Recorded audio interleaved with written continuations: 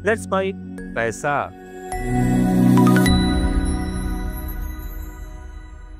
नमस्कार दोस्तों, let's mic पैसा में मैं मनीष आज आपका स्वागत करता हूं आज के हमारे इस वीडियो में।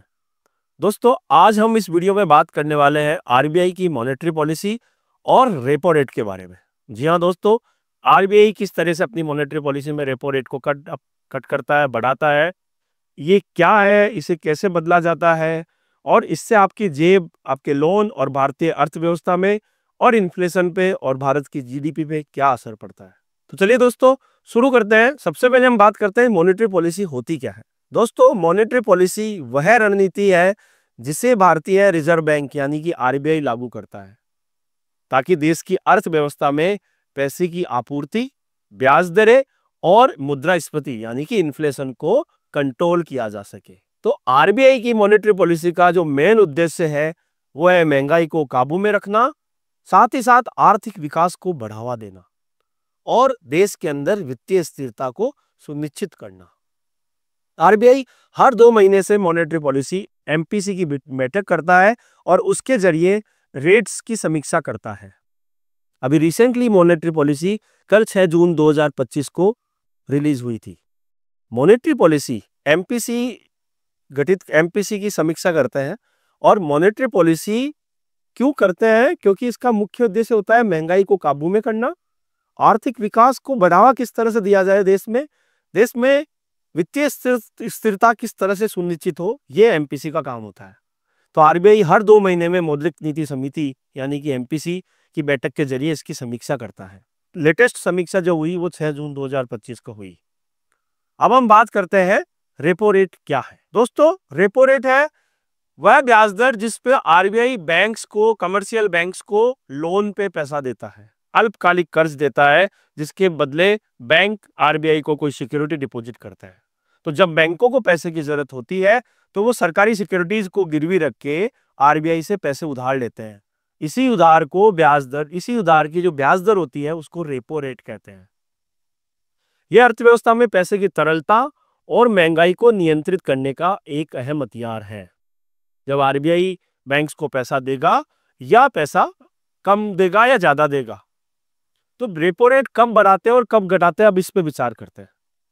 रेपो रेट बढ़ाने का समय एमपीसी की मीटिंग में रेपो रेट कब बढ़ सकती है, देश में रेपो रेट कब बढ़ सकती है, जब महंगाई बहुत ज्यादा बढ़ रही हो और साथ ही साथ आरबीआई फिर रेपो रेट बढ़ाएगा ताकि बैंकों को आरबीआई से उधार लेना महंगा हो जाएगा, जिससे वो ग्राहकों को फिर लोन कम दे पाएंगे या ज्यादा रेट पे दे पाएंगे, जिससे लोगों के पास में कम उधार आएगा तो वो कम खर्च करेंगे तो महंगाई अपने आप ही कंट्रोल में आ जाएगी।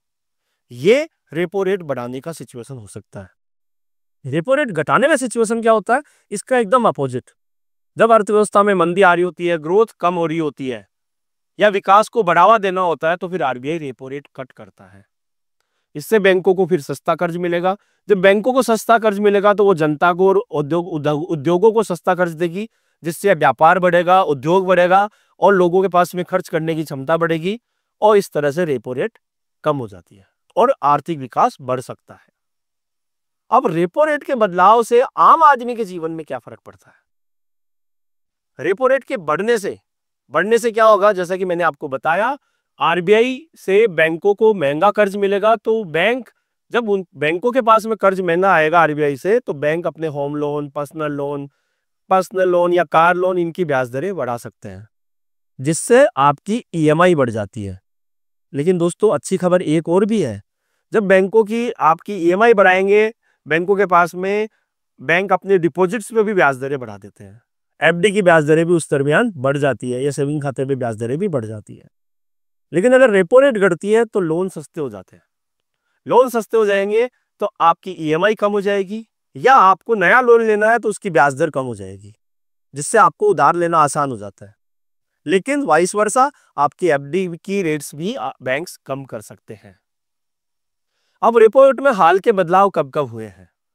7 फरवरी 2025 को आरबीआई ने रेपो रेट को 6.5% से घटा के 6.25% किया था, यानी कि 25 बेसिस पॉइंट की कटौती की थी। उसके बाद 9 अप्रैल 2025 अगेन 2 महीने बाद एमपीसी की मीटिंग में रेपो रेट को 6.25 से 6% कर दिया था। और फिर 0.25% की कटौती की गई थी। और अब 6 जून 2025 को आरबीआई ने एक बड़ी कटौती की। उम्मीद के विपरीत आरबीआई ने 25 बिप्स की उम्मीद थी, लेकिन 50 बिप्स मतलब 0.50% की कटौती करके 6.506% से 5.50% आरबीआई ने रेपो रेट कर दी। आरबीआई का यह मकसद क्यों हुआ? एमपीसी की मीटिंग में रेपो रेट कट करना क्यों हुआ? ताकि अर्थव्यवस्था को गति मिल सके और साथ ही साथ लोगों को खर्च करने के लिए लोन सस्ता मिल सके।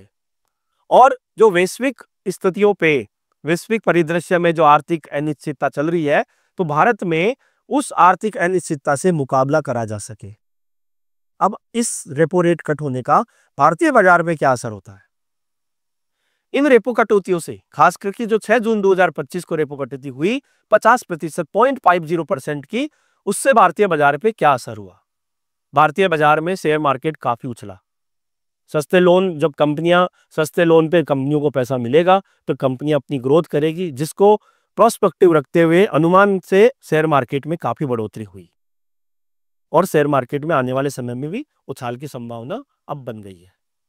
साथ ही साथ रियल एस्टेट में भी बढ़ोतरी की संभावना है, क्योंकि जब लोन सस्ते मिलेंगे तो होम लोन सस्ते हो जाएंगे। होम लोन सस्ते हो जाएंगे तो लोग जिनको कि घर बना के रहना है, उनको लोन सस्ता मिलेगा तो वो घर लेने के लिए प्रेरित होंगे, जिससे रियल एस्टेट सेक्टर में भी फायदा आने की उम्मीद बढ़ रही है।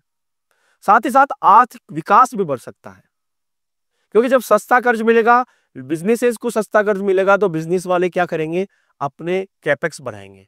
अपने कैपेक्स बढ़ाएंगे तो उनको वहां पे रोजगार जनरेट होंगे, तो लोगों को रोजगार भी मिलेगा। और साथ ही साथ जब बिजनेस के बढ़ेंगे तो अर्थव्यवस्था में तेजी भी आएगी। अब हमारी लोन पे क्या रेट पे असर पड़ता है? दोस्तों, एक उदाहरण लेके समझाता हूं कि मान लीजिए आपके पास 50 लाख रुपए का होम लोन है, जो कि आपने 20 साल के लिए 8.5% ब्याज दर पे लिया था। तो आपकी ईएमआई है 43,391 रुपए।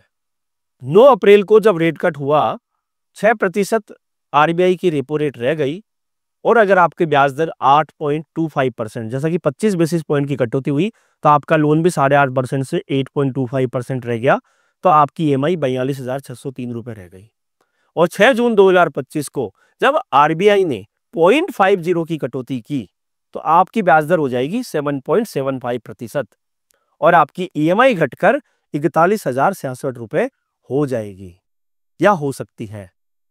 यानी कि हर महीने 2,325 रुपए और सालाना 27,900 रुपए की आपको बचत होने वाली है। तो इससे फायदा क्या होगा? यानी कि हर महीने 2,325 रुपए और सालाना 27,900 रुपए की बचत। अब दोस्तों, इससे फायदा क्या होने वाला है? इससे फायदा होगा कि जब आपके साल के 27,900 रुपए बचेंगे, महीने के 2,325 रुपए बचेंगे, तो आप या तो उसको खर्च करेंगे या उसको बचाएंगे। अगर आप खर्च करेंगे तो इकोनॉमी में बूस्टअप होगा। आपने खर्च किया तो स्पेंडिंग बढ़ाई तो कंजम्पशन बढ़ेगा, कंजम्पशन बढ़ेगा तो इकोनॉमी के अंदर बूस्टअप आएगा। या आपने उसकी बचत करी तो आपके आने वाले भविष्य में सुधार होगा, तो आपने बचत करी तो आपके लिए फायदा होगा। तो दोस्तों, कहीं ना कहीं ये कटौती जो है वो कहीं ना कहीं भारतीय अर्थव्यवस्था को बढ़ावा देने के लिए ही की गई है। अगर आपने कार लोन ले रखा है तो कार लोन में भी कटौती होगी। ऐसा ही असर कार लोन पे भी होने वाला है। 5 लाख रुपए का लोन अगर आपने 12% ब्याज दर पे लिया हुआ है तो 11,282 रुपए ईएमआई थी और 11.25% से ईएमआई भी 11,017 रुपए हो जाएगी। तो कहीं ना कहीं रेट कट होने से आम आदमी के जीवन में बहुत बड़ा असर होता है। अब लेकिन एक वाइस वर्षा और है, आरबीआई के सामने एक डिलेमा साथ में चलता है और वो डिलेमा है इन्फ्लेशन बढ़ने का। जी हाँ दोस्तों, जब लोग खर्च करेंगे तो फिर महंगाई भी कहीं ना कहीं वापस से बढ़ना शुरू हो जाती है। अब हम बात करते हैं इन्फ्लेशन की, कि रेपो रेट के कट होने से इन्फ्लेशन को किस तरीके से इंपैक्ट होता है। दोस्तों, 6 जून 2025 को जब रेपो रेट में 50 पैसे की कटौती की गई तो बैंकों को सस्ता कर्ज मिलेगा, जिससे लोन सस्ते हो जाएंगे, जिससे लोग ज्यादा उधार लेंगे और खर्च बढ़ाएंगे। और खर्च बढ़ेगा, मांग बढ़ेगी, तो सामान की कीमतें जैसे किराना, कपड़े और ईंधन ये भी थोड़ी सी बढ़ सकती है, जिससे इन्फ्लेशन में थोड़ी सी वृद्धि भी हो सकती है। तो ये आरबीआई के सामने भी एक डिलेमा रहता है कि आरबीआई को ग्रोथ भी करनी है, इकोनॉमी को बढ़ावा भी देना है और साथ में इन्फ्लेशन को भी कंट्रोल करना है। इसलिए आरबीआई सतर्क रहता है।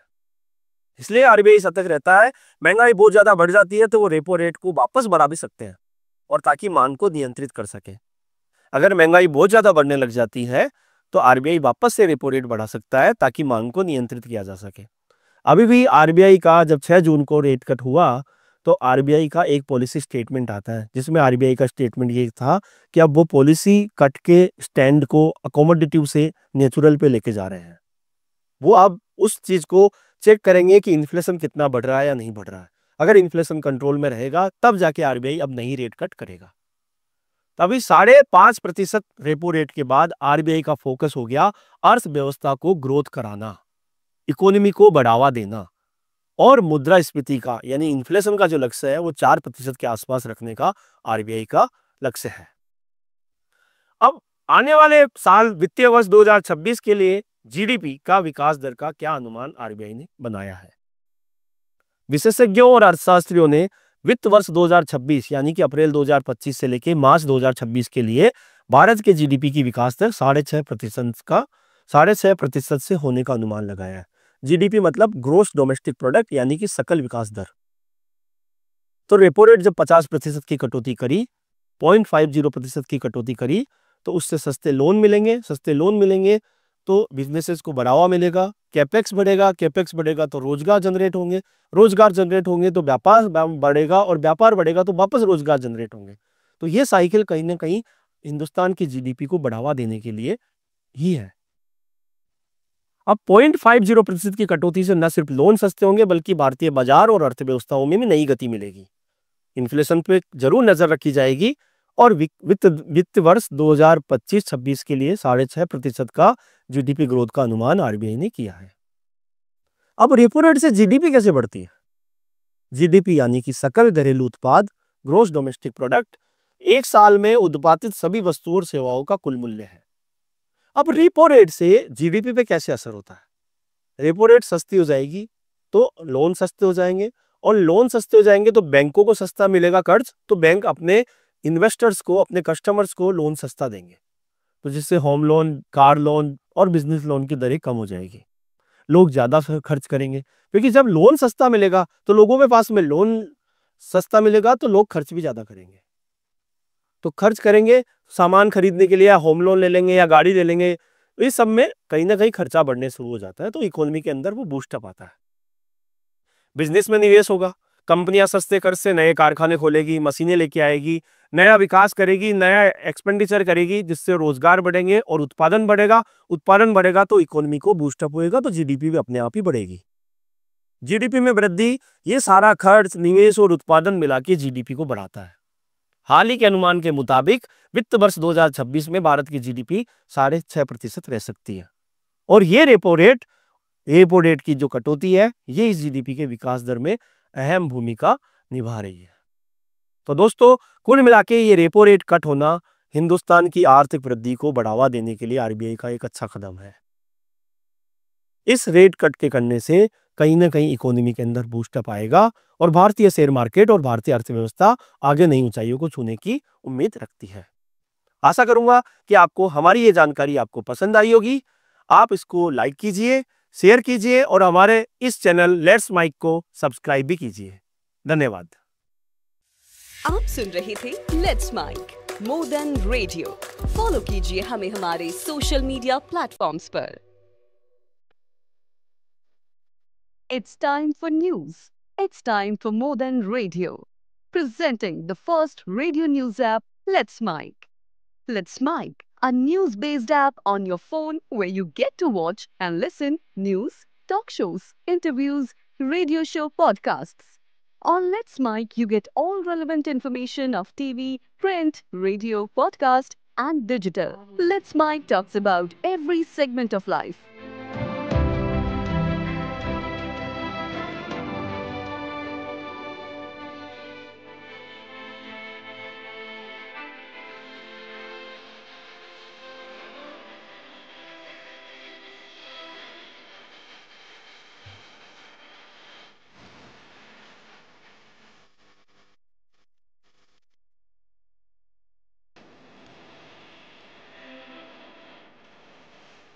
Let's Mic is not just a revolutionary idea. Download the app now from Play Store. Available both on Android and iOS mobile phones. Follow us on YouTube, Instagram, Twitter, LinkedIn, Facebook, Telegram, WhatsApp, Snapchat. Let's talk, let's connect, and let's mic.